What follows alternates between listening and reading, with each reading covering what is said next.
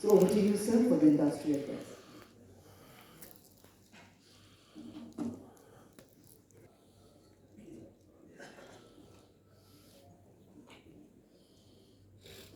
Honorable Minister, members of the dais here, and distinguished guests. It's a privilege for me to be here to share my vision of 6G and where we are headed towards. My name is Mahesh, and I'm the founder and CEO of Tara. This is a company that was spun out of Google X. This is the same group that worked on a variety of technology and products, such as the self-driving car or the wireless internet solutions that we are talking about right now, which is Tara. And we recently spun out of Google X to be an independent company, with Google also being one of our main investors. So today I want to share how we have been working over the past several years on trying to pioneer not just 5G, but 6G and even 7G and beyond, using our revolutionary solution.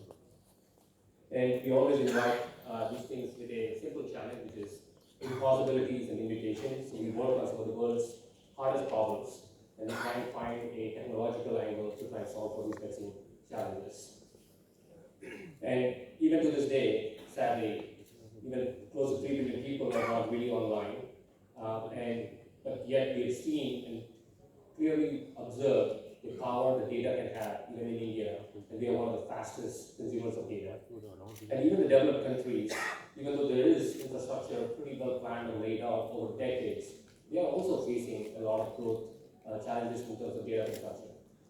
And the way communication has been delivered today is one of two ways. You either use radio frequency spectrum, which is the radios when you deploy it, it gives you the flexibility of wireless communication, so you can quickly deploy these things as we go from one point to the other point. But you quickly run out of spectrum, and you run out of the speeds that you can deliver, so you add another device, or you keep looking for higher and higher frequency spectrum to be able to solve that.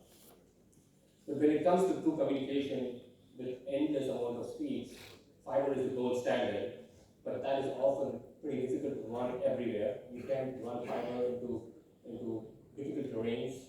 You can get right away sometimes, and that could be challenging. And you're subject to a lot of frequent fiber cuts. So how do you deal with all of these situations?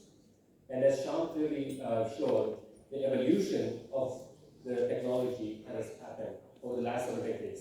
So roughly every decade, we've been going from 2G to 3G to 4G.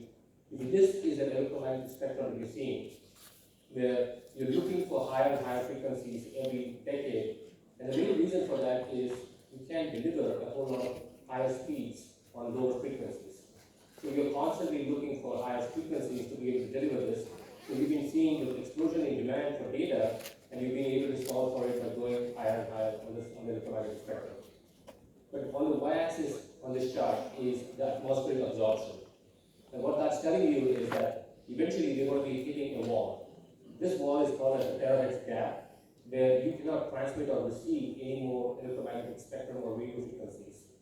And so you're basically scraping the bottom of the barrel on the left-hand side, and you're limited by the amount of spectrum that's available to be able to pump more number of speeds or higher speeds on more number of users. So how do you solve for this? In terms of fiber already solves this. They use the light spectrum, which is, if you go to the right-hand side, you leapfrog over this wall, and you go into the light spectrum. This is where terahertz communications are happening. So fiber, for example, uses 1550 nanometers or 193 terahertz, and that has so much amount of capacity that you can pretty much pack most of your radio frequency spectrum in the light domain. So you can see that there is flexibility when it comes to wireless solutions. You can get higher speeds when you go to fiber. But is there a way by which you can combine the best of both worlds, where you can get the speeds of fiber, but with all the flexibility of wireless? That's exactly what Tara has been working on. We are working on a technology called free space optics, or we call it wireless optical communication, which can essentially deliver the speeds of fiber, but with all the flexibility of wireless. Specifically, our product can now deliver over speeds of up to 20 gigabits per second bidirectional. So we talked about how uplink is important. We're able to deliver both directions at 20 gigabits per second. So it's effectively a 40 gigabit per second pipe.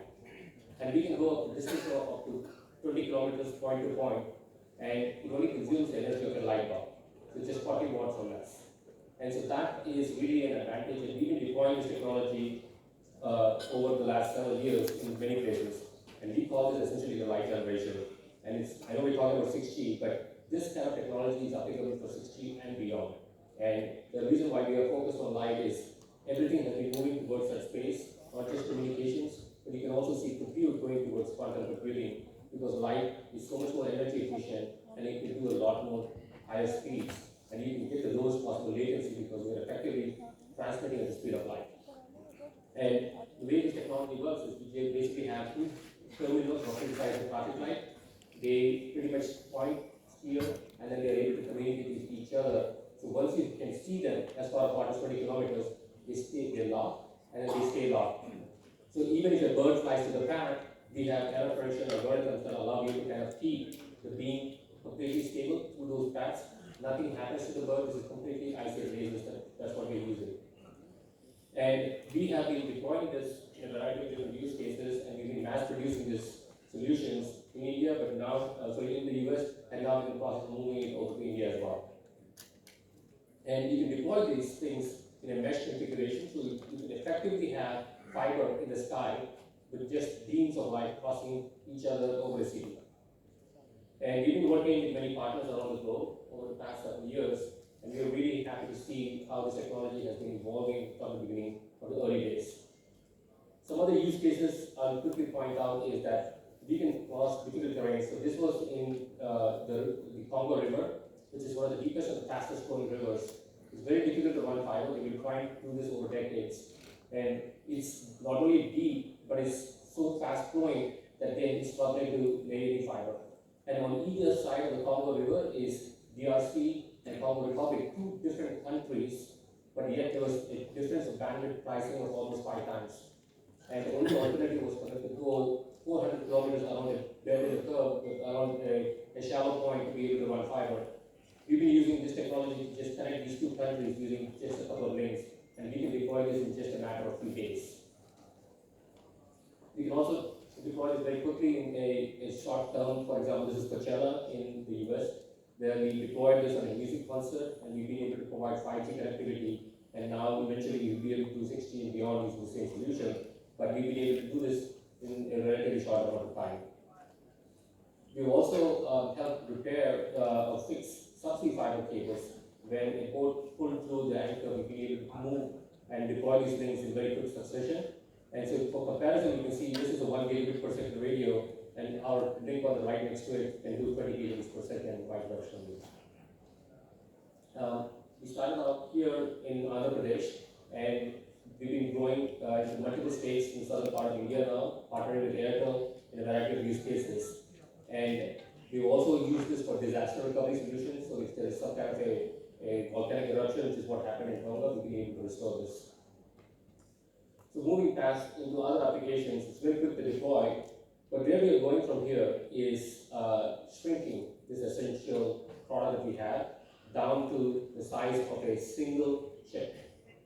Just like how hard drives went from a very big room size solution to a very small SSD, we are now in the process of shrinking our solution, which is roughly the size of a traffic light, down to a single photonics chip, the size of our fingernail. And this small fingernail chip will be able to do tens of gigabits per second and will enable 6G and 7G and beyond. And that's essentially what we are really betting on. And that's what Tara is all about. Not only starting out with what we have today with the light generation, but we'll be able to kind of take this further into multiple different applications to enable 6G and reach further and deeper into the network. So I just wanted to kind of thank by saying that, Tara is really working and pioneering the light generation, which is 6G and beyond. And we have a product that's commercially available right now today, and we're welcome to come see us over there. But more importantly, we are ushering in the next generation of applications and technology that can put us leap forward beyond anything else we can do. Thank you.